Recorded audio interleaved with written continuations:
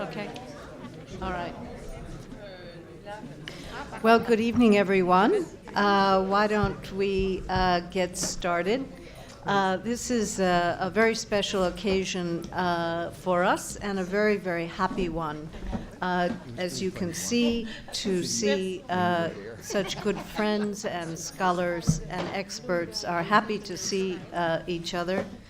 I'm Barrett, Dean of the School of International and Public Affairs, and it's my privilege to welcome you to this discussion of One Planet Commitments.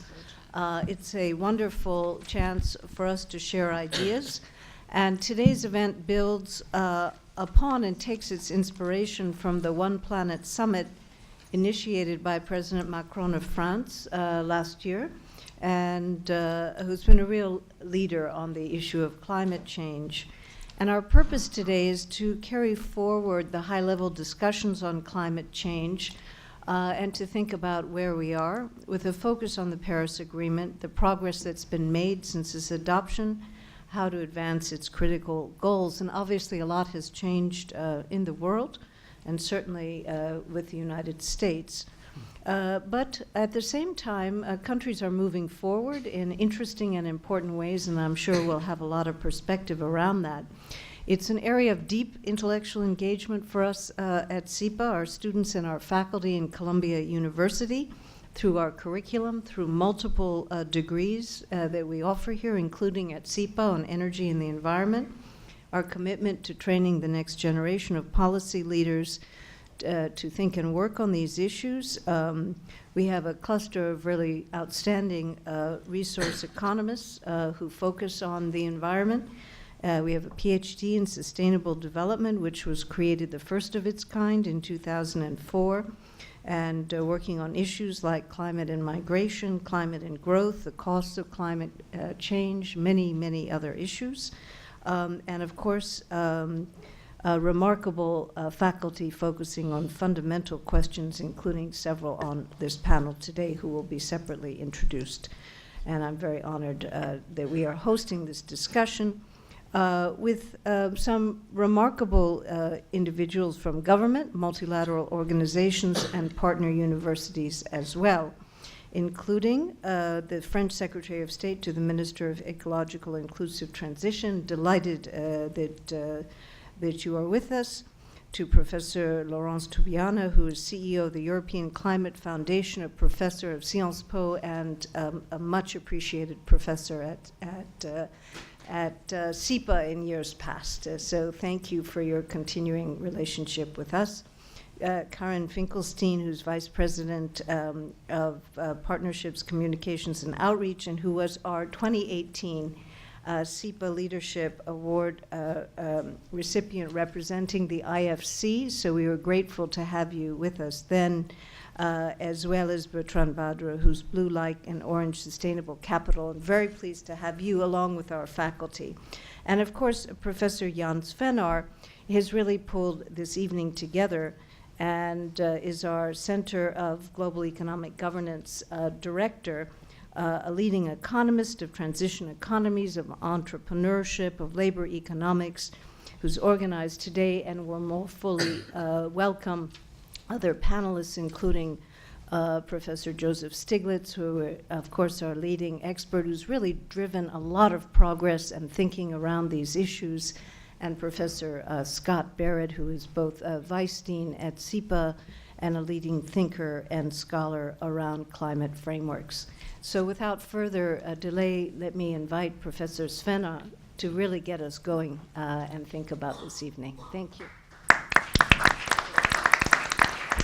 Thank you very much, Merit, and let me also thank all those who've organized this event. Professor Christian Desaglis in particular has been extremely active and helpful in this, and let me, on behalf of the Center on Global Economic Governance, welcome you all also here for this important and critical conversation. It's my distinct pleasure to welcome our first speaker, the keynote speaker, Minister Brune Poirson. She's Secretary of State attached to the Minister of State and Minister of Ecological and Inclusive Transition. She studied at Sciences Po in Aix-en-Provence, at London School of Economics, Harvard Kennedy School, and even visited SIPA 10 years ago. So she's back here again. She has a long, distinguished career. She worked in the public, private, voluntary sectors. She was career assignment manager at the National Endowment for Science, Technology, and the Arts in London. She was project manager at the French Development Agency in India. She was director of Sustainable Development and Social Responsibility for Veolia Water India. She worked as a researcher on social innovation and corporate social responsibility in Boston. She was elected a member of Vaucluse 3rd constituency on 18th of June 2017, and Minister Poirson was then appointed Secretary of State attached to the Minister of State and Minister of Ecological and Inclusive Transition on the 21st of June 2017. So we're very honored to have her here, and let me join you in welcoming her to deliver the opening remarks. Good evening to all of you. Yes, indeed, I wish I was back, because I really miss school, I have to say. And it's really great to be here. You know, American universities are very special, and there's always a real feel in the air, which I've been missing, I have to say. Missing, yes, but not too much, because I'm lucky enough to be working on probably one of the most important issues that the world is facing currently, is fighting climate change. And we're lucky enough to have a president that actually understands it and wants to do something about it. Now, when you said that, you know, how do you scale up? How do you go faster? How do you move further? How do you do that when you have, you know, a president, such as President Trump, who decided to leave the Paris Agreement? Well, it's very easy to just give up. That's what a lot of, I have to say, that's what a lot of politicians from other countries that I meet are tempted to say or to do. But it's the contrary. We decided to make the Paris Agreement irreversible. How? By really focusing on action, by accelerating action. So what President Macron decided to do was to launch what we call the One Planet Summit. It's more of a platform. It was an event that took place in Paris on December 12th last year. And the whole idea was to say all the organizations, all the people, all the NGOs that are really serious about fighting climate change, please come and please show that you can be even more ambitious than what you already are. And this is what happened. We had more than 30 very ambitious commitments or announcements that were made in Paris about a year ago. But very often, that sort of, you know, events are great. You look amazing on the picture. It's, you know, global leaders, CEOs, NGO. It's fantastic. But then not much happens after that. And that's why today we had the One Planet Summit #2 here in New York, and we organized it in partnership with the World Bank and with the United Nations.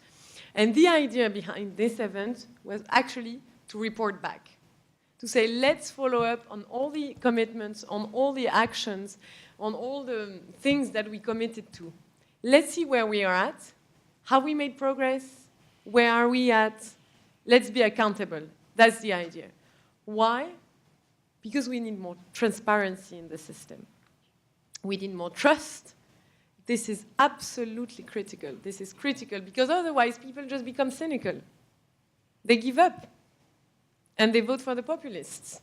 Because we keep, you know, we keep telling them that we're going to do amazing things and that we have committed to do X, Y, Z, and then nothing happens after that. So why would we complain if they end up voting for the populists? So it's on our responsibility, it's on our shoulders to actually make action happen on climate. But now, when we said that, this is the way, one of the ways to go. But then, how do we turn that methodology? How do we put that to scale? How do we scale that up? Well, through green finance. It's one of the ways. By really innovating deeply, and most importantly, by just going back to the very idea that finance, capitalism, companies need to work for people, need to work for societies, need to work for the environment. We cannot keep living in this world that is completely nonsense.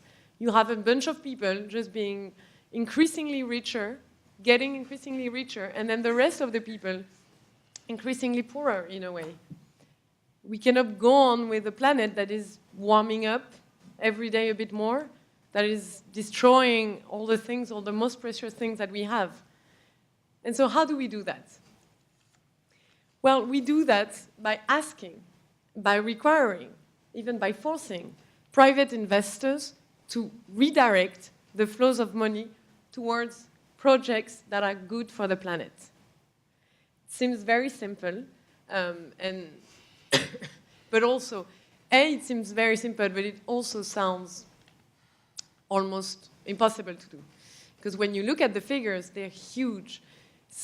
Some figures say, and one that I have in mind that stuck with me, was $32,000 billion are necessary to make the transition towards a more sustainable economy. This is the type of amount that we're talking about. So we could just all give up and just say, it's impossible to do. But there are three good news. First is that the money is available. It's just not in the right place. It is available, but it's just funding, coal power plants. Second, the second good news is that if investors actually invest in projects that are good for the planet, for the environment, it creates jobs, growth. It changes the equation.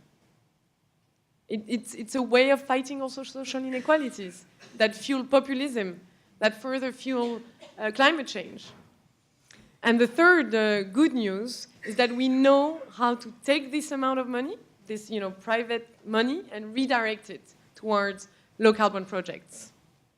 And it's basically through risks. Today, for a bank, today a bank has to understand that, I'm just giving you a very simple example, but today a bank has to understand that it is less risky to invest in a project that is good for the planet than to invest in a project that is bad for the planet. It sounds very simple, but it's not obvious. It's not obvious. So for example, say you're a private investor. You decide to invest in a coal power plant in France, and then President Macron gets elected. And he says, in the next 5 years, we're going to close down all our coal power plants. And then suddenly you've lost all your money. Whereas if you had decided to invest this amount of money in a solar power plant, then it would have been a good investment, good for the planet, good for the people. It's just a very concrete example, and perhaps what I'm telling you here is obvious to most of you in the room. I don't know, but this is clearly the approach that we have taken with the government I belong to. President Macron today very openly said, we want to change the very heart of our production-consumption system. One way of doing it is by actually transforming finance to make it useful to people and to the planet.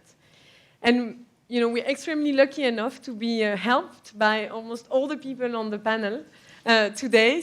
And I think they've been working and doing actually tremendous work in this field for years. And now the French government is asking them, you guys, to actually help us turn all of that into action. So that's just the general vision. That's where we stand, and we need help. We need support. Please, in the room, mobilize yourself. Tell your governments to do more, to be more ambitious. You have to ask your banks. You have to ask private companies to just make sure that everything they do is coherent with all the things that they say. There's too much greenwashing going on in the world, and so please help us fight that. Thank you very much.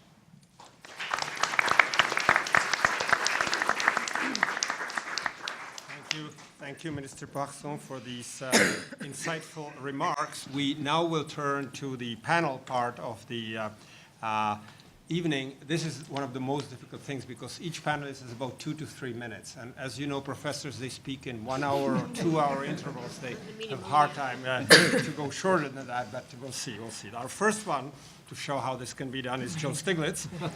That's the wrong way to begin.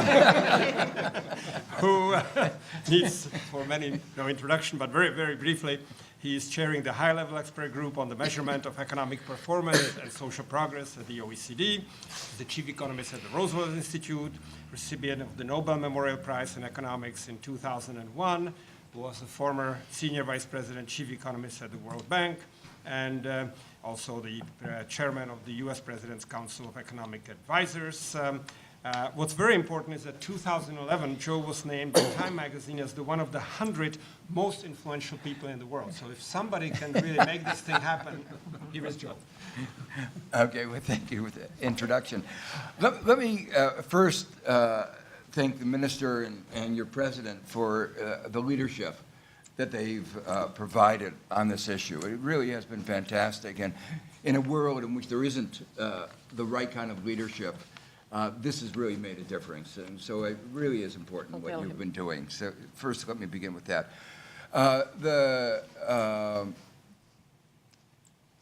I should also thank Laurence for the leadership she had in the Paris Agreement and getting people together with a well-defined theory behind it of if enough people could join, there'd be a tipping point that the business community would realize the future was going to be a green future, and if you didn't invest green, you would be left behind. And I think it worked. And so I have to congratulate you, even though the United States was sort of foot-dragging and was a problem, you succeeded in putting together the Paris Agreement. So I really want to give accolades to what you've done. One of the things that's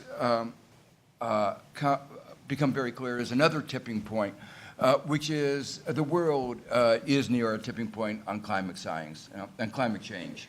And the climate science has become very strong on this.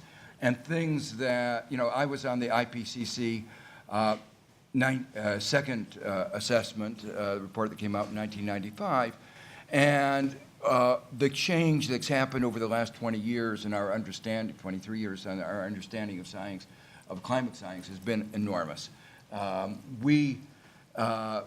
that point, we couldn't even confidently say that climate change was leading to higher variability. We all sensed it was, but we didn't include it in our report because we didn't think the evidence was there.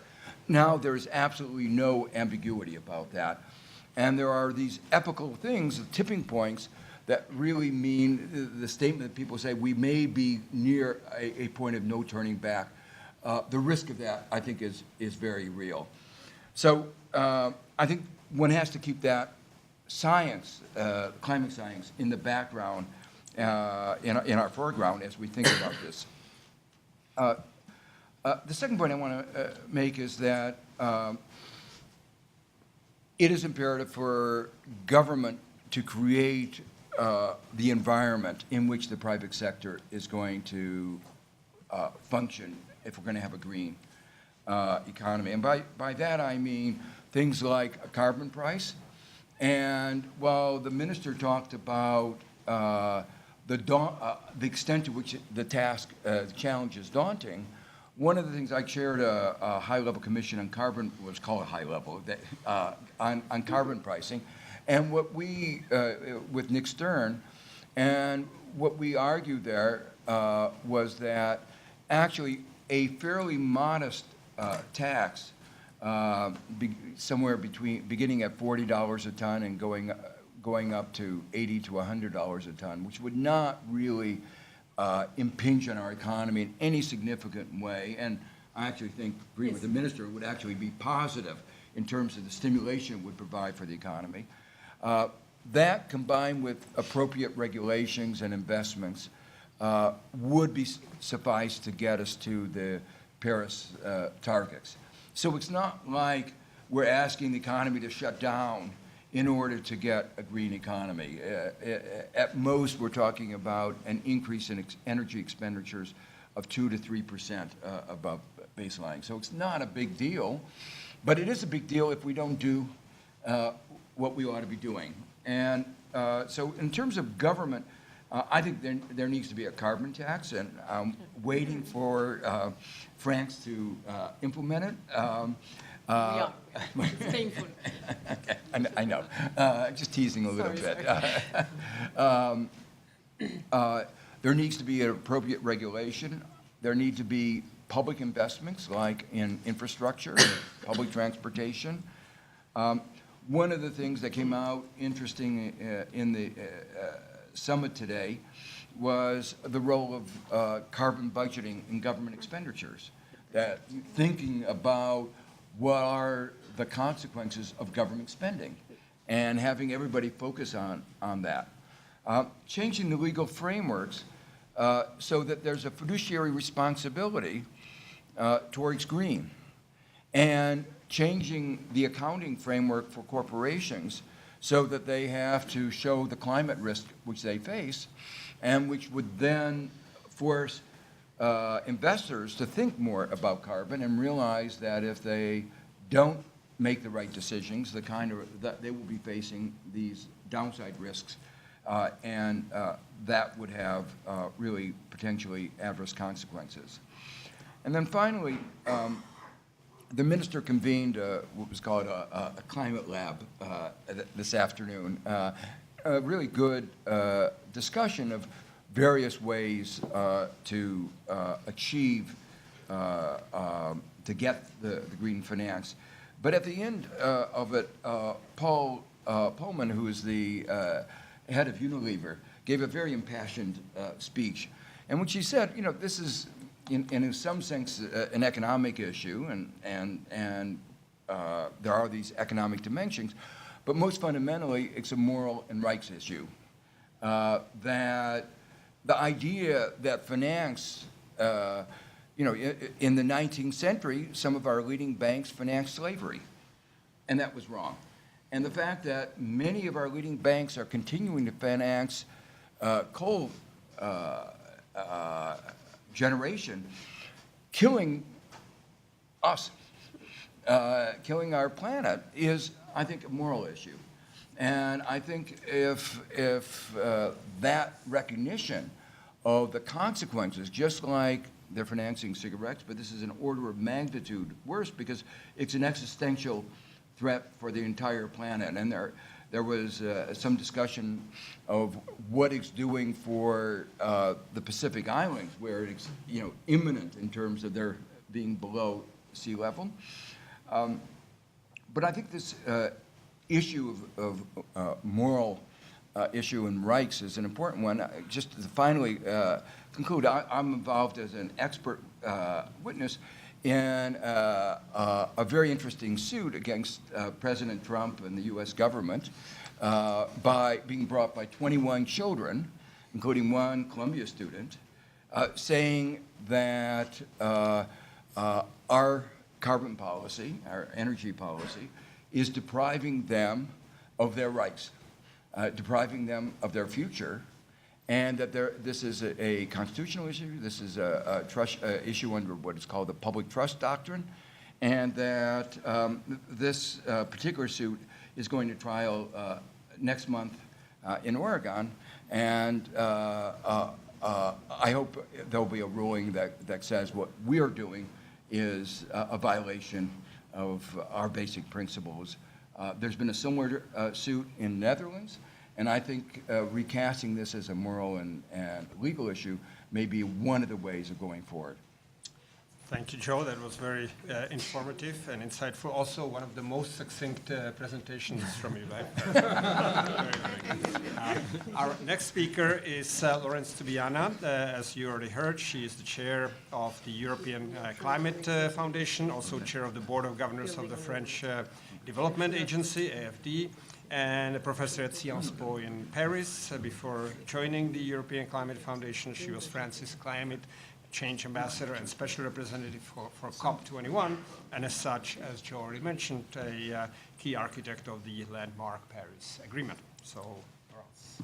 Thank you, John. And again, even if I only have 3 minutes, I want to pay tribute to the quality of the discussion I had in this particular place with my colleagues around here and some who are there to test what could be the theory behind a potential Paris Agreement when after Copenhagen, and I was teaching at that moment at SIPA, we were all depressed by the impossibility of getting all together. I remember numerous discussions with Scott, with David, with Joe, with Jeff, saying how we do that. And again, the first thing I did after Paris Agreement was to come back to my student in Paris and here to say, you know, we need theory to make politics work. And in depth, of course, I'm that type of academic. I'm wandering in politics, but at the end of the day, I'm an academic. And so very happy, again, very happy to see in so many places my students from SIPA, in government, in companies, in cities, just defining a new way. And so, again, that's, well, as you know, that's the best job we can have, is to do that. So let's continue. So just some elements, and of course, Brune has explained the willingness behind this accountability of climate action we need absolutely deeply. We need, of course, still to finalize what we need for the Paris Agreement. But of course, the safety net, the realities, the real economy transformation will not come from an agreement or a paper. It comes from the expectation of everyone. That's the way to do, as Joe has sort of highlight. So the question now, of course, is the doubts. On one side, we see that many actors are looking at that direction. They were a small minority. Now they are a consistent minority, but they are not the majority. That's true in business. That's true in finance. I think Christine Lagarde early on was, in a way, asking Larry Fink, of course, the big asset manager, that was doing in reality Larry Fink, and it's just good that because of the investment of our French president, he's now decided to go just much more forcefully for clean investment. That's not the majority of Larry Fink investments for the moment. And that's true for many, many, many things. So I think we need to make this real. And in a way, we have probably to mix the transparency, I think Brune referred to, the idea that this is not happening, so you have to put your action where your mouth is. That's why, in somehow, it's a defining moment. We have many conferences. We have had many meetings. I was in California, in San Francisco, where Jerry Brown was really a force, a political force, really, an impressive politician. But still, we need then to really check what is happening. What I think we have to do is, of course, we have to work on this global dimension of globalization and, of course, market prices, price signal at global level, where the financial regulation is, etc. But we have to work at the national politics as well. Because again, we see that in US, we see that in Europe, in many countries. We saw that even in China. I think Joe was certainly, we were with David at the Development Economic Forum in March in Beijing. You see that the battle is not won locally.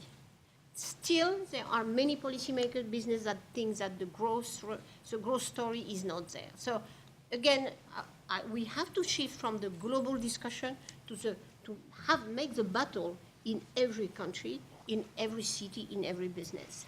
And finally, again, that's why, you know, you have high and lows in any type of global action and global public good. The safety net of Paris is clearly the non-state actors, the ones who say, anyway, we will continue, even if a government or some government don't want to continue. That was a wonderful experience to see the movement of we are still in just after President Trump decided to withdraw from the Paris Agreement. But still, I think, again, I'm really, and that's why I think California work, the Washington State, the cities of New York, they are so important because again, we have to win the battle. Unfortunately, and I will finish by that, we may have to shift the way we talk to people about climate. I think the impact of climate change is not something we should be repeating again and again. But we have to connect the solution to something that is connected to people concerned. For the moment, and again, it's here, it is coming in Europe even more strongly now, and you exported your steel banner, you could have kept him, really. I think it would have sort of be a benefit, at least he was there, so, but now you are export product. That people see that it is a global elite issue against their job, their territories, and their interests and their consumption. So that's a deadly danger. We have to shift this. I think the impact of climate change, fortunately, everybody's understanding that. But we have to explain that the solution are for the people, because it's health, it's food security, it's jobs, and it's not a terrible transformation. It's something that really can happen. So I really think that there is a dimension of politics as well as economics that we have to go hand in hand. Thank you. Well, thank you. Thank you very much, Laurence. This was very sensible and practical, going to the points. Very good. Our next speaker is Professor Scott Barrett, a leading scholar on transnational and global challenging, ranging from climate change to disease eradication. He's been advisor to a number of institutions. He was previously a lead author of the second assessment report of the Intergovernmental Panel on Climate Change and member of the academic panel of environment economists to the UK's Department of the Environment. And before joining Columbia, he served as professor at Johns Hopkins. He was at the London Business School and visited also at the Yale University Center for the Study of Globalization. So, Scott, the floor is yours. Thank you very much, Jan, and thank you all for coming. I'm glad you haven't given up. So I worked on this problem 29 years, maybe not quite as long as some other people, I don't know, but I haven't given up. This is probably the greatest challenge we have faced. And what else is SIPA for? We're here to address the biggest problems in the world. But I do want to I think we need to be realistic because over this whole time that I've been looking at this problem, every year, without interruption, concentrations of greenhouse gases have increased. In fact, they've increased every year since they first were measured in the atmosphere directly in 1957. And that trend has not changed at all through these almost 30 years of negotiations. The Paris Agreement is a great diplomatic success because it gets the entire world to agree on something which to me seems almost like a miracle. So Laurence, thank you for that. Thank you, France. It's quite an achievement. But what did people agree on? What did countries agree on? They agreed on a collective goal to limit change in temperature worldwide. And one reason they agreed to that is they understand the science, they understand the threat, so they know that this is collectively a wise thing to do. But another aspect of that agreement that's very important for its success is that it relies on voluntary pledges by the individual states. So you can say what it is you're willing to do, and you won't necessarily be held fully to account for that. The essential problem with climate has really never been a disagreement about whether it's a serious issue, despite what you may think. It's been much more the difficulty, how to enforce an agreement to get countries to do what they all know they should do together. So that's always been the essential problem. Now let me talk about two different presidents. The first is Trump. So I said that everyone agrees that this is a problem we need to address. Not quite, almost. He's in quite a minority. When he announced that the US would withdraw from the agreement, something that's very important to understand is that this is purely a symbolic move. Given that the agreement is fundamentally voluntary, he could have stayed within it. So he did this just to make a symbolic act to probably excite his so-called base. I don't think it's unimportant, though, that he did it, because one thing I know from the work I do and experiments on cooperation is that if you have one free rider, everyone else is trying to push this boulder up the hill. So it's a difficult task we're talking about today. But if you have one free rider who's not even putting in, any effort at all, it has an effect to pull down others. And so I think that this action, although at one level symbolic, at another level is very important. The world needs U.S. leadership, so I think this is very, very serious. Only one among many serious problems that the world faces today, thanks to Donald Trump. The other president I wanted to mention, of course, is the president of France, Emmanuel Macron. Yesterday, at the United Nations, he said that France won't engage in trade agreements, new trade agreements, with countries that fail to participate in the Paris Agreement. What's important about this is he's trying to get at what has been the problem all along, which is enforcement. Now, it actually just happens that I'm writing a paper on this very topic. And It's not the first one. and the paper has some richness to it that I want to share with you very briefly. One is, at a theoretical level, linking, so this would be, we have more or less, despite what's happening today, we have more or less a successful regime for trade worldwide, trade cooperation. Trade cooperation is pretty reliable. Cooperation on climate is more difficult. So the idea is, well, let's link these two. So you make cooperation on trade, which is reliable, contingent on cooperation on climate, which is less reliable. So that's the basic logic. The problem is that you also can end up in a situation where you have retaliation, you get trade wars. And that possibility, turns out, shrinks the set of circumstances in which this linkage, strategic linkage, would make sense. Now, even if you take the set where it does make sense, you then want to know, well, what would people do? Because people are not mathematical models. So I take this with a colleague, Esther Dannenberg, in Germany. We take this into the laboratory. And we did an experiment to see how people, as in groups, would deal with a situation like this. And what we find is that there are two basic problems. One is you can have some countries want to link and others not get it in some sense.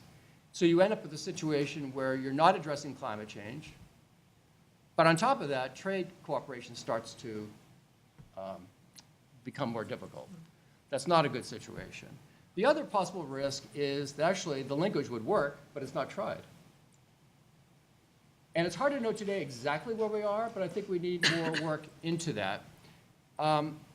The last thing I would say, and a very important point, is that this possibility of linkage, which again is getting at what I think is the heart of the problem, which is enforcement, would be much more desirable if approached at a multilateral level. So I'm talking about a new treaty where the linkage to trade would be very explicit and negotiated as opposed to imposed unilaterally by individual countries.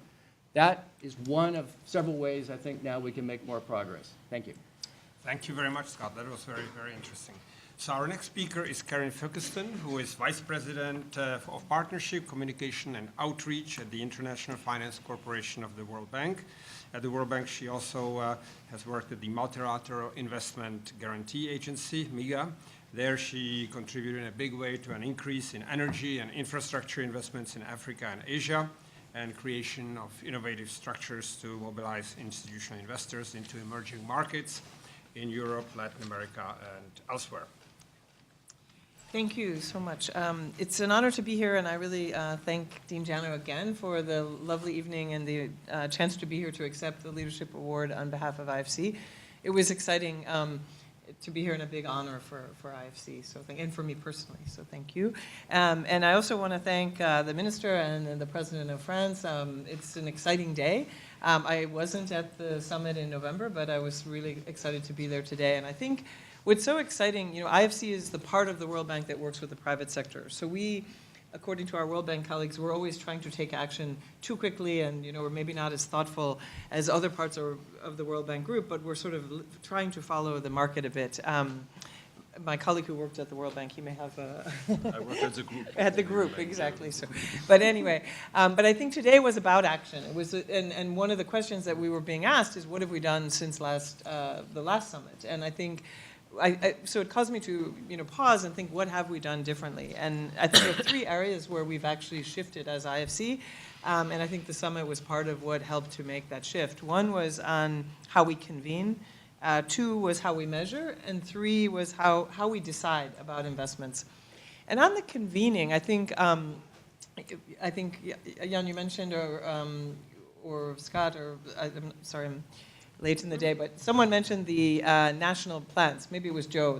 And what we did there is when a country has come up with their national plan for how they're going to meet their voluntary targets, we actually, and my colleague Tom Kerr is here, who was on our climate team at the time, basically Cote d'Ivoire came to us and say, look, we agreed to a 42% renewable energy target for our power sector. And we have a very general idea, but we really don't know how we're going to get there. So we started a model where we brought together business, government, regional development banks, donors, and obviously our colleagues from the World Bank who work on the policy side and are looking at the sector as well, and sat down and said, what would it take, very specifically, not just saying we'll do a few IPPs, but what exactly will work to get to a 40% target for renewable energy generation in Cote d'Ivoire.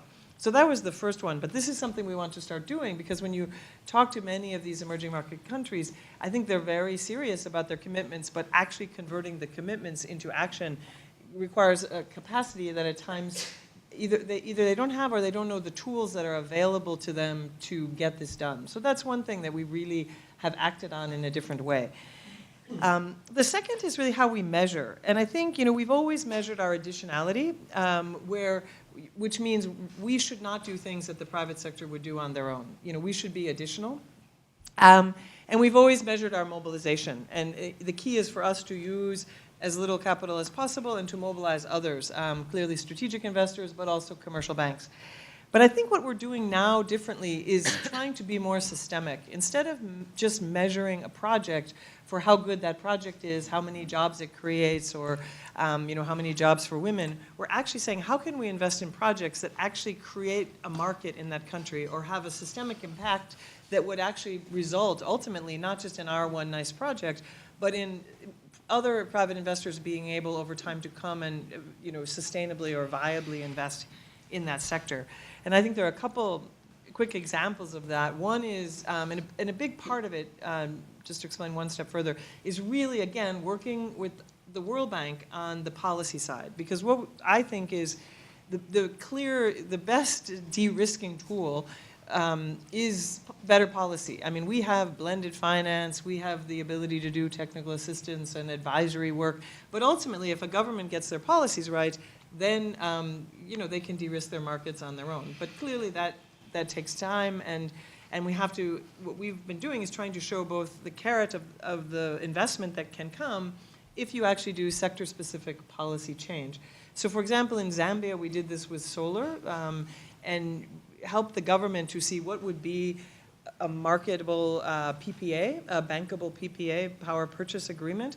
How would we de-risk and backstop the off-taker of the power, which is typically in many countries, emerging markets, not creditworthy? And then also the land, which is a big issue in many countries. The government could set aside the land and make it possible for then the commercial investors who bid on the solar generation to just bid on the commercial aspects.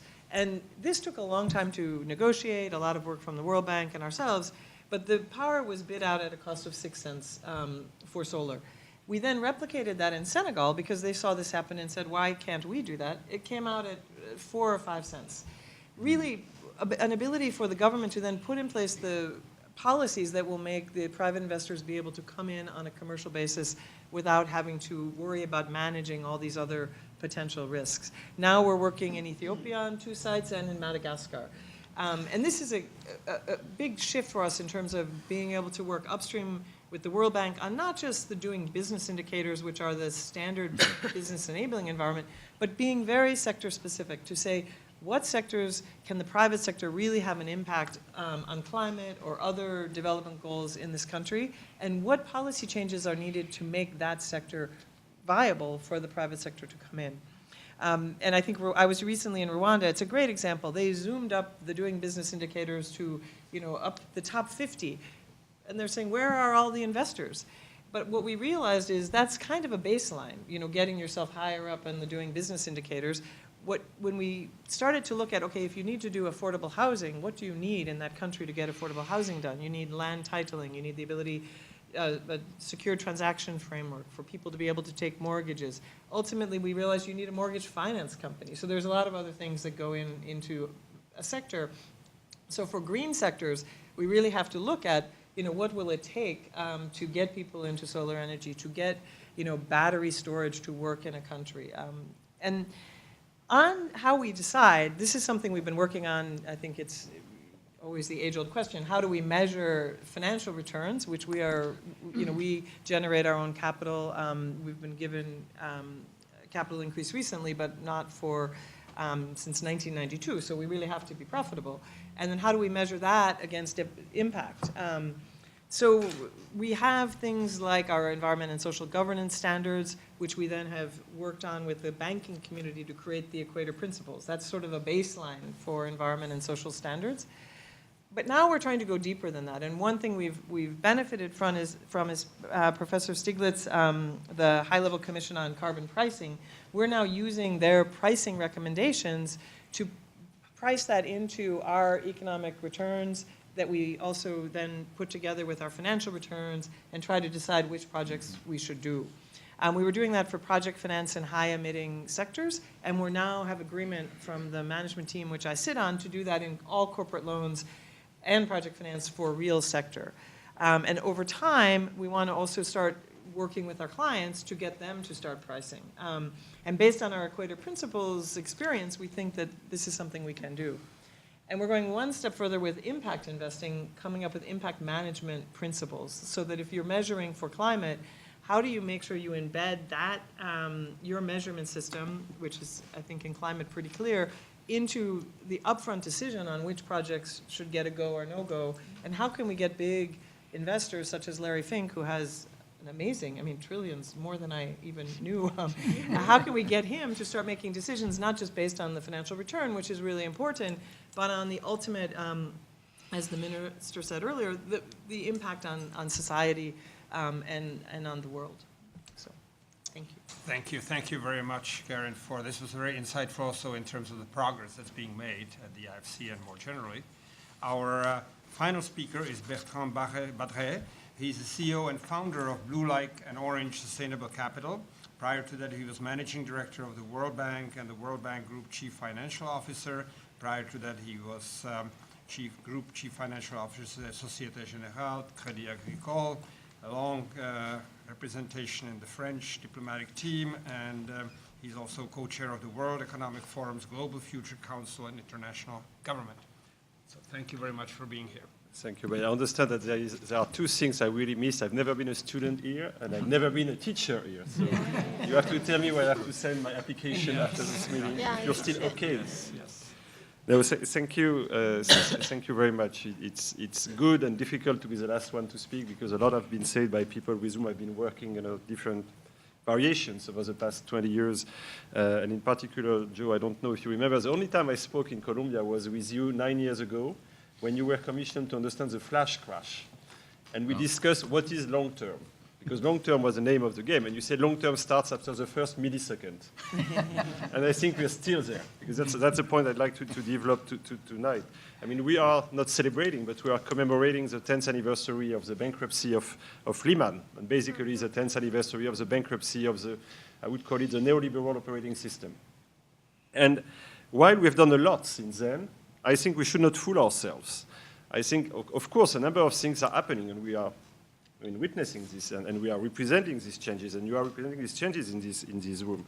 But the art of the system has not changed. So a lot of things are happening, and I want to pay tribute to Christian in particular. In a very large bank, he's doing miracles. Yes, no, it's important, but again, it's not enough.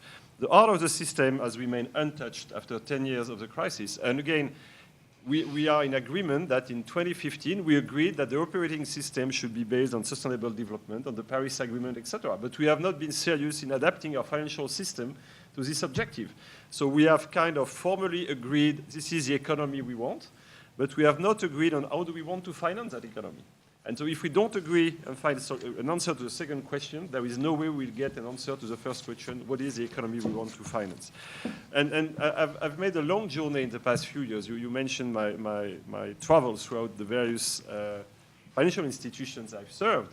And I've always been a partisan of incremental changes. Let's do it step by step, let's be pragmatic, etc. And unfortunately, I arrive at a point now where I think it's not going to work. And that's the difficulty, because it's nice, and in particular, French people have a reputation for starting with tabula rasa. The French Revolution, we kill the king and we start again. In today's world, it's pretty difficult. So how do you address the need of a systemic and systematic change in a world which is not ready for that? And that's really, for me, the enigma, or the conundrum we have to face. I think we have to think systemic. I think carbon pricing is an element of this systemic change that we need. The accounting system is an element of the again, for those of you who are interested in accounting, it's very rare, but maybe here. All the accounting system is based on the so-called mark-to-market approach. It means based on liquidative value. So how do you want to think 20 years ahead when everything is based on the value of the balance sheet as of tomorrow? It's embedded in the system. We have to discuss reporting. A number of progress have been made, but it's still a lot. The regulatory framework. I mean, we have approached the banking framework. We have approached the insurance framework. Then we move to the NBNI, non-bank, non-insurance. So we have a piecemeal approach on all this. But again, we have no holistic perspective. I remember one of these G20 discussions where people said, oh my God, we have problems with infrastructure finance. You had everybody around the table to address that. The central banks, the regulators, the ministers, the treasury, etc. What is preventing them from showing leadership and say, okay, we have to have a regulation which is targeting this, not just preventing the next financial crisis, and God knows I hope we prevent it, but at least be also proactive. We are not there yet. We have also to start with educating the entire ecosystem. Again, if people are not sensitive to the urgency of what we are discussing, why would they put their money there? Why would a corporate change its business model and so on and so forth? So it has to start very early. And interestingly, I have 4 kids. They always remind me, Daddy, you're in sustainable development. Why don't you sort out your garbage? So it's important. They have to understand. It starts very early. So my point, and again, I will finish this. We have a piecemeal approach. We are doing things, but we need we need to encourage the silent revolution, the development of green bond, etc. But let's remember, the fixed income market is probably 200 trillion. Green bond last year, 400 billion. So it's a good starting point, but it's still very small. The social impact bond, great idea. A lot of media report, 4 billion out of a 200 trillion market. So again, it's great. It has to start somewhere, but we have to move forward. And again, I think there is a particular responsibility in this room and on this table, because unfortunately, again, it's been shown at the UN yesterday, we have a world which is in a state of fragmentation. And so I don't think, I hope government will play their role, and I really trust Emmanuel Macron to show leadership.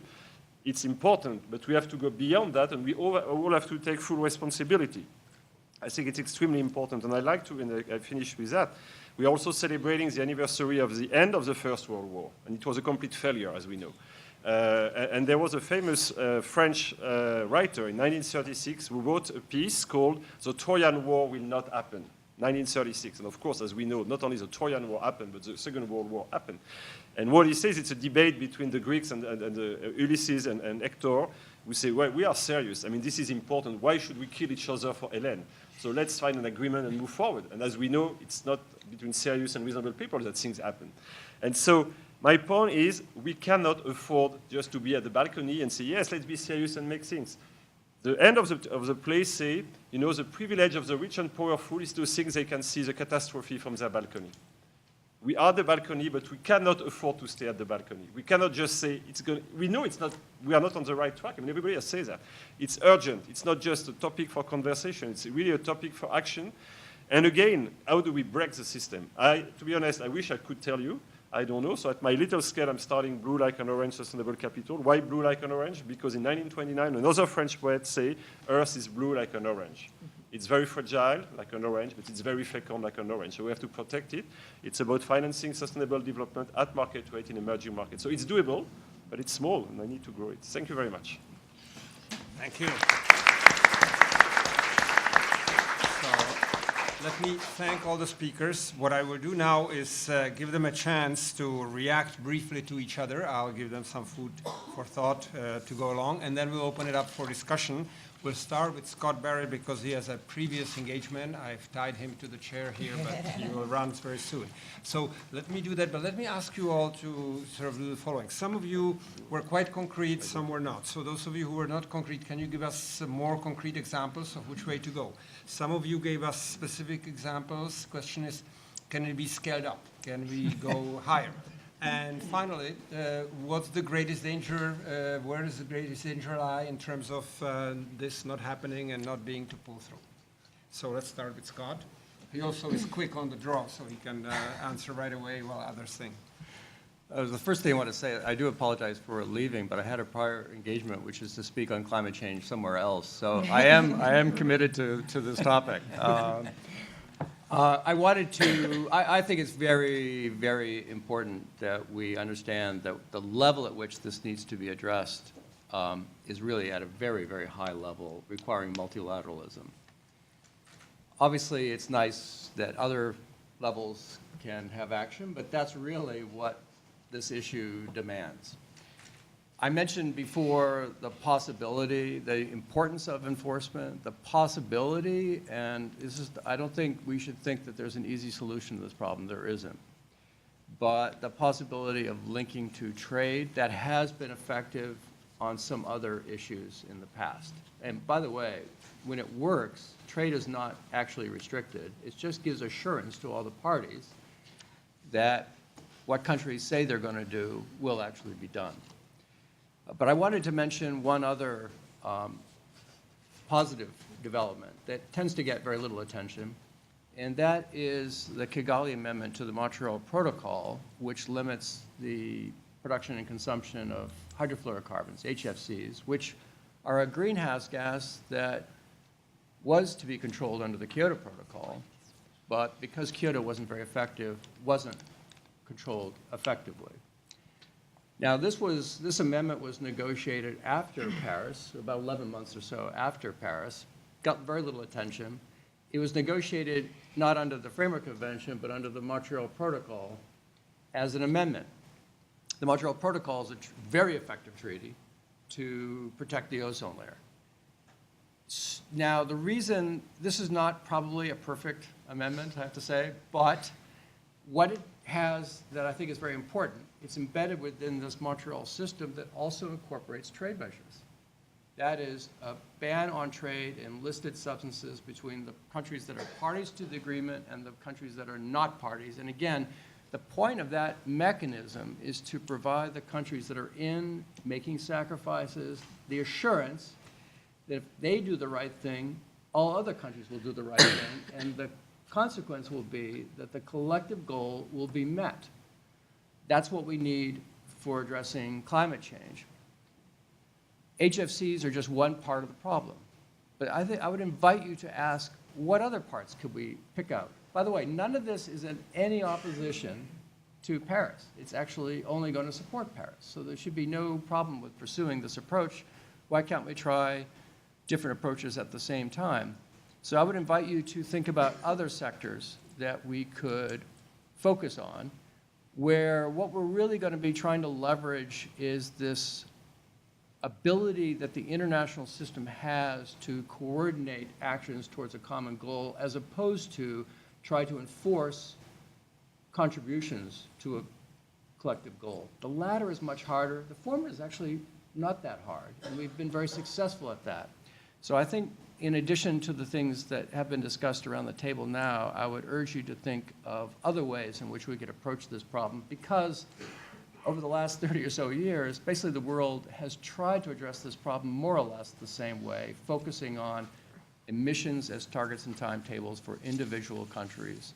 And that is a voluntary cooperation game, and that's the game we're not so good at. So let's start to think about it in ways where we are better and where we have a track record of being better.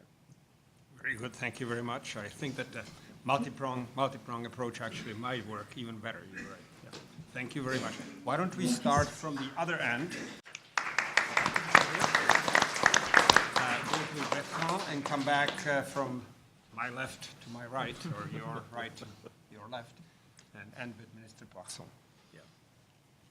So go ahead if you'd like to add a few points to react to others or add to how to scale and what the greatest dangers are. No, I think the issue, as I said, is there are a lot of things being implemented. Again, IFC is doing a lot of things, the World Bank, HSBC, others. So we are doing a lot of things. We know the toolbox. So it's not a question of do we need to invent other things. It's really the very old same question. How do we scale this up? And again, my strong belief, I believe in market economy, but I think market economy needs two things, regulation and incentives.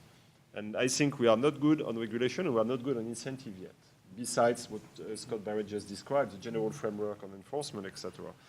And I think if we have the proper regulation and incentives, then the market economy should find its way and find how to scale this up naturally. Meaning that we really have to put regulation in perspective. The big issue is that we had a massive crisis 10 years ago. And there's instruction given to regulators by heads of state, say, never again.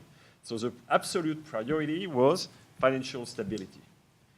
And I remember we had this G20 meeting in 2014 in Australia, and at the end of the meeting, the heads of state asked the Financial Stability Board to connect financial stability and climate change. 6 months later, so I was representing the World Bank at the Financial Stability Board, Mark Carney convened a meeting and said, let's discuss that. So, of course, the French Treasury made a speech. It was 6 months ahead of COP21. So the French Treasury said it's very important to discuss climate change. Then he asked me on behalf of the World Bank, and I said it's very important to discuss climate change. And then Mark Carney says the floor is open. Silence.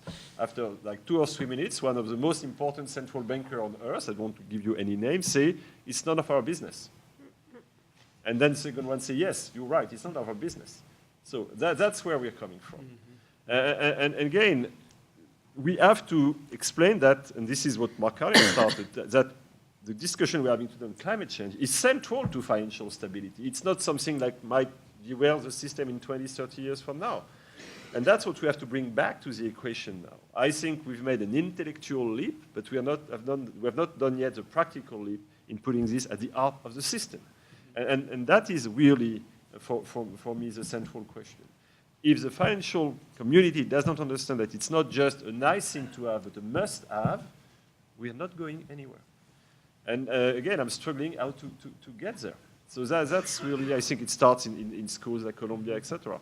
Again, I'm sorry, I would like to provide answers. I don't have answers, but for me, this is absolutely central, and we have not yet convinced the people which are ending the system. Karin, you gave actually some concrete examples, country-specific, Côte d'Ivoire, Senegal, and so on, as well as how the IFC has actually scaled up to some extent. So can it be scaled up beyond that, and how? I think so. I can give an example because Bertrand mentioned the green bond market, and we have Jean-Marie Masse, an esteemed graduate from SIPA in the office. I mean, in the room, who is chief investment officer from IFC, and one thing that we've been thinking about is how, for example, the green bond market, even though it's small, 400 billion, the amount in emerging markets is much, much, much smaller. So how do we actually take a model that's starting to work and grow in developed countries and basically apply it to emerging markets? And one idea I think we would have done a few years ago is just set up a fund, bring in some money, and get people to invest in emerging market bonds. But when I mentioned before we're trying to be more systemic and go upstream, we realized, emerging market countries don't necessarily aren't issuing green bonds. So how would you take that fund and invest in those bonds? So we had to actually work out, and big thanks to Jean-Marie, how would we get emerging market banks to issue bonds? Because they would actually know, they have projects at hand, and if we got them to understand what the green bond principles are, the principles for how you use the money once you raise it, then that could provide the demand for the money.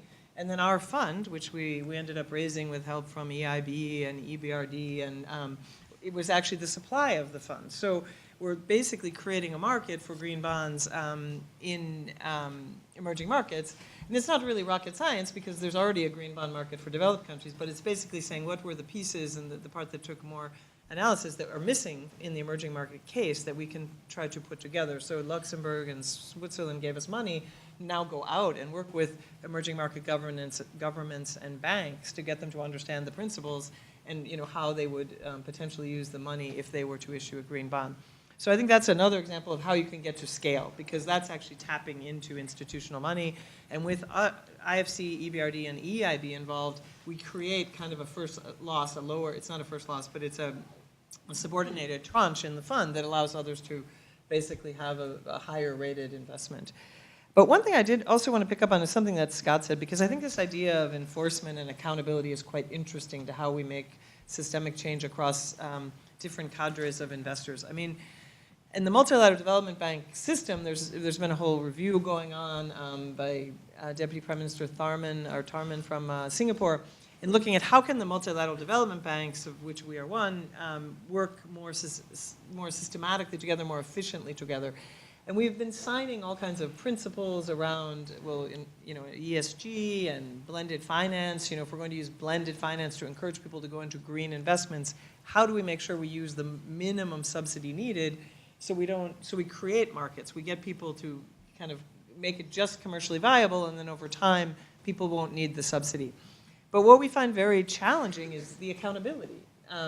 People don't necessarily want to report. People don't necessarily, there isn't much teeth to these sort of agreements that we sign up to actually hold each other accountable. So I think this idea of, creating the incentives for institutions, even development banks who are created to do the right thing, both from a financial standpoint, but also from a development or global or citizen standpoint, it's tough. And I think that's something we really have to sort of tackle if we're going to get then market players who really have a profit motive to see the incentive to do the right thing in the shorter term when some of the effects won't be in place until the medium to longer term. Thank you very much, Karin. I will turn now to Minister Poirson, because I didn't realize that you actually have an engagement which is pressing at this point. You gave us a very inspirational, visionary speech at the beginning. Would you like to add something before you have to run? Just perhaps briefly, it's always very strange to be talking twice before Professor Stiglitz. I'm trying to get used to it, but it's always hard. So just perhaps briefly, I think the bigger threat is lack of justice or lack of solidarity. We can really see that whenever we all know what we have to do and what we should be doing. The question is, how can citizens actually manage the changes? And I think, how do you overcome this lack of justice, paradoxically, with more work and more action on climate? Because it's when we become, and I say we, I mean governments, we have to be more coherent at all stages. So for example, when we talk about carbon pricing, yes, we can put a price on carbon, but we also need to use the revenues to then invest in social policies, which, frankly speaking, we don't always do. And this is where you create sort of an imbalance or a dissonance between policies and actually their impact on people. And what's really hard, and when we need to focus on, and green budgeting, for example, can help, is how to put coherence at all stages, at all levels, in the system. And that's really, really hard, believe me. And I think the second threat is, talking about coherence, is bringing finance ministers to the table and making them understand and making them part of the discussion and of the solution, really.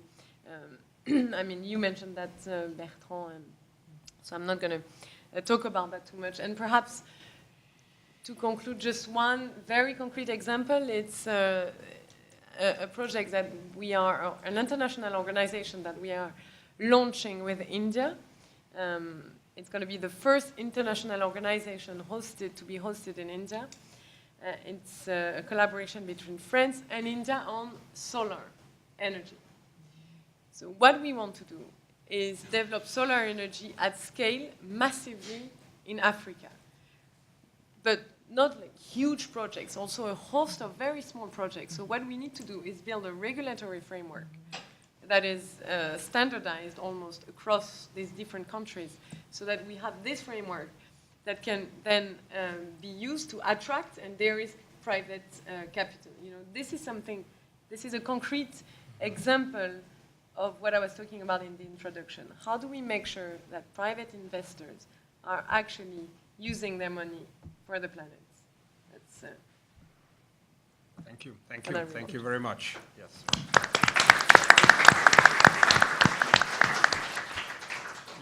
run. Whenever you have to run, you run, but we'll continue still. If you can stay a few more minutes, that would be wonderful. Otherwise, thank you. I'll thank just you. listen to the last Okay. two speakers. Very good. And then I will So go, we'll if I have can. Laurence. You were the architect of the COP 21, so you should be the architect of where to go now. That's, of course, I'm taking care of my baby. But there are multiple ways to do that. So that's why, of course, I think there is really the involvement of citizens, the pressure, the political pressure, in particular in this particular moment, in my view, is absolutely central. And again, we should not fool ourselves. It's still not a totally popular issue that the transformation for the low carbon economy is not something that resonates with people. So that's the first obstacle, really to mobilize citizens. I think we can, I like Bertrand's idea that we should be more revolutionary. I can say at the board of the European Climate Foundation, there are many sort of course, experienced people, Pascal Lamy, Kayo Koschweiger, who was one of the vice president of the World Bank.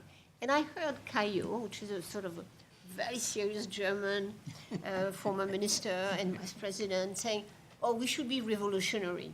And I listened again, there was a meeting, and Pascal saying, we should, in a way, they were all saying the incremental way is not working anymore.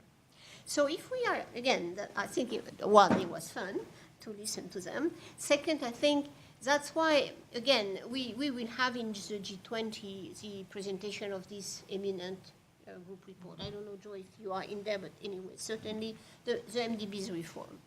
I think a very important message, I know it's not still in the report, or totally not, but talking of course with my friend in there, that we should modify what you have been doing in the MDC and MDBs and in IFC is how much we have a sort of target to be co-benefic on climate. And we have to switch from that to financing low carbon economies, the net zero, and now we have a very precise objective to be net zero by 2050 is the new normal. Mm-hmm. So how we do that? We do that. The shareholders in the board, the French one, not sure it is the French administrator of IMF and World Bank is always saying the net zero economy by 2050 is the new normal. At least we could ask him. And we could ask many of them. So that's first, I think there will be, and I think that was Brune was saying, the consistency. Our policies, decisions are consistent with what we say on the alignment of Paris. And what I appreciate enormously, that's not only at the MDB's level, but we have now within the development banks, the thinking, what is to be really consistent? It was not an open discussion. We have, again, by 2015, when we prepared Paris, it was like, can you do 30% of your portfolio clean?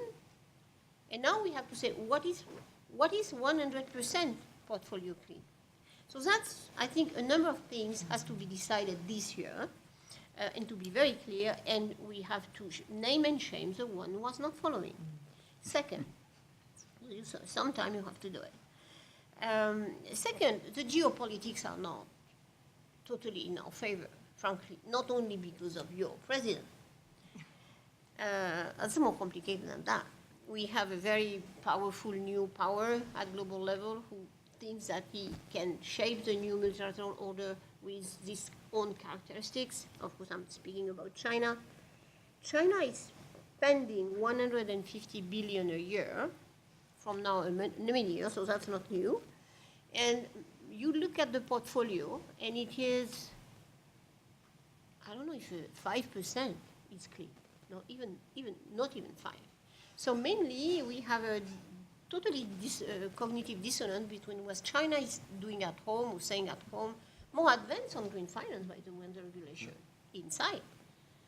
But outside, this 150 billion finance mining coal, including in Europe, Pakistan, Sri Lanka, wherever, and we are very silent on that. So again, I can speak, I'm not a diplomat anymore, so I'm happy, I can say, and I'm working with many Chinese colleagues, I can say we have to say that. We have to speak the truth to power. So geopolitics, finance, we have to speak the truth. And finally, I think, again, we have to, and that's why in a little bit Scott was saying, we have to dig in on what, because for many people, this net zero economy is not existing. That's not real. We don't know what it looks like. We need to project the image of this economy. What kind of net zero still looks like? Can we do it? Yes, now we do. We know. What is a 100% clean electricity looks like? What is a clean transport? We need to make that imagination, because then we will have the BlackRock of this world say, oh, it's so risky. It's so risky because they don't have the imagination to do it. Just, it will be the new normal. So I think we have many tools. They have been into the incremental type of sort of incentive and nudging behaviors. We have to recognize that it's not, it could work if we have started this 25 years ago. That's a problem. So because we have late, we have to change probably the tone. So that would matter. Thank you very much. So, Joe, you are the final speaker amidst the call for revolution here, so go for it. Okay, let me first begin by something that's not revolutionary, but I think is still important, which is, I think the multilateral development banks do have, and the international financial institutions are a form of international cooperation. They are providing a global public good. I think they need to be focused more on this existential question of climate, because it is existential, that I think it is totally complementary with poverty reduction. It can be made complementary with poverty reduction. So in a sense, it should be the center of the multilateral development banks. Not that they should lose the focus on poverty, but I think the two can be made totally complementary. And that part of the role of the multilateral development banks is not only raising money, not only helping set the policy frameworks, but also the learning. They're providing a public good about how society is going to respond to this zero emissions. You know, what does a zero emissions developing country look like? What does a zero emissions emerging market? And what does a zero emissions advanced country look like? And they should be helping provide that vision of what that zero emissions would look like. I think there are a role for two new international objectives or frameworks. One of them is based on some research that one of our Columbia colleagues, Patrick Bolton and Frederick Samana at Amundi have argued, which is that in the Bretton Woods moment, we realized we needed an international institution to help countries absorb financial shocks. Now we are experiencing environmental shocks. And a country like the United States can can survive a loss of 150 or 300 billion a year, but a small country can't. And there needs to be, again, a cooperation, but a condition of that cooperation would be zero emissions. The second one is something where I did succeed in earlier period of getting France on board, China, Russia, and the main problem was the United States. But now it's even harder, which is a global reserve system. That you could, the SDRs are channeling the gold of IMF is a mini part of that, but having, I can't explain the whole thing here, but a global reserve system could generate 300 billion a year that could be devoted to climate change and global public goods more generally. The second broad set of ideas I just want to emphasize and reiterate what Scott said is enforcement. I think it is amazing how much cooperation we've gotten without enforcement. So I'm more optimistic than Scott is. But I do think we do need enforcement. But I think we ought to go beyond saying no new trade agreements if you don't. I think Europe, Japan, the rest of the world should impose cross-border taxes on countries that are not cooperating. And the WTO supported the possibility of doing that in a case that the U.S. brought, which was on the shrimp, called the shrimp turtle case. So it is within international law for the rest of the world to provide an incentive for cooperation on the part of non-cooperators. So I think that issue, you know, one wish one didn't have to raise the heat, but I think in a world where one country is not cooperating, and it's not a minor issue, it is an existential issue, I think one absolutely has to go further than just saying no new trade agreements. I think one has to say we're going to impose cross-border taxes. Litigation. Well, thank you very much. We basically, as you can see, run out of time. But let's thank all the panelists, and then you can speak individually to them as we disband the panel. Thank you very much.